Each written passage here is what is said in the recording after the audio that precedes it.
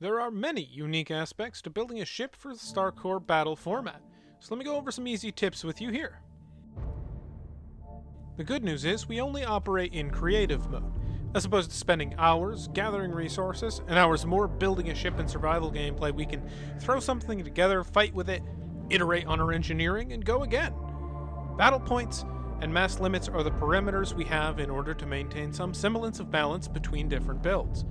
This information can be found on the points sheet on the StarCore website. The battle points and mass limit are listed as a team limit, meaning for any of our official events, a team can spread those points and mass around as they wish. We do run with the relative speed mod, so mass does impact your top speed. One can make a ship on your team that is a nimble fast mover and use the mass you saved to make another player's ship a heavy, brawling tank. Typical teams will be a full 4 members, so an average StarCore ship used in scrims and practice fights are usually around a quarter of the total team limit of 35,000 battle points. While mass can vary wildly, if you're looking to throw together a ship to test in some casual fights, aim for 8,750 points as a good standard. Being in creative mode, you don't need to pipe up all of the weapons and other systems. The only thing you need to connect with conveyors in StarCore are hydrogen tanks to thrusters. Hydrogen is more powerful than ion, and your tanks will never deplete for performance reasons, in addition not drawing on your precious power like ions.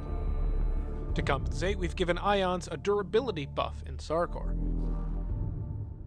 Whatever mix of thrusters you choose will have much larger damage plumes than you're used to in vanilla to deter those buried thruster rooms. You can press Ctrl+ while holding the block to see the area exactly, or just leave an exhaust hole to the exterior. There are limits to some things, like a limit of 3 cockpits on a ship, while other blocks have had their functionality removed that we don't need, like refineries and assemblers. All of those changes are documented, but some are due to balance changes, while a large majority of these decisions, like the limit on lights and doors, are due to performance. We've done a ton of testing and found the worst offenders for reducing sim speed, and worked hard to optimize Space Engineers for our competitive tournament fights. Some other basic tips for building: if you press Shift-T, it will bring up ship information on the top left, where you can see all sorts of useful information like your ship's battle points, shield HP, etc. The addition of buster blocks can help protect some vital components, like your primary cockpit and shield components, as they have some hidden resistances that make them worth their points when used strategically. The buster block cameras are also incredibly useful for aiming with fixed weapons, as vanilla cameras can be destroyed under the lightest of AoE fire nearby. There are also variant armor types in StarCore that are resistant to one of the 2 damage types. Vanilla armor is still useful, as those additional resistances are nominal. However, there's no malice or downside to using these specialized armors. Use the invincible subgrid.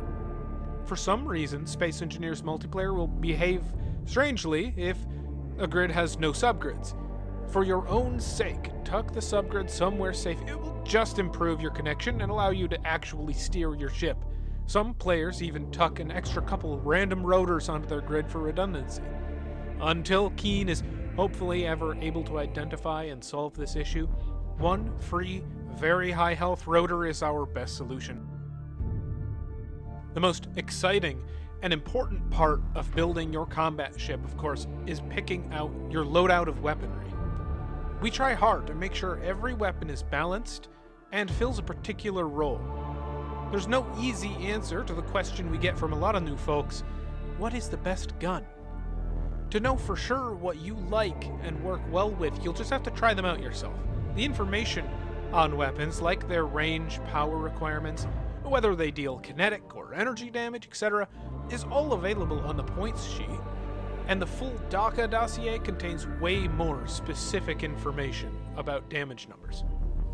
Some things don't come up on that info listed, like how fast the turret turns, or its projectile speed. So be sure to try things out, and join us for some scrims and fights so you know which weapons you like best. Ultimately, I hope this helps you build a grid. Join us for these awesome fights.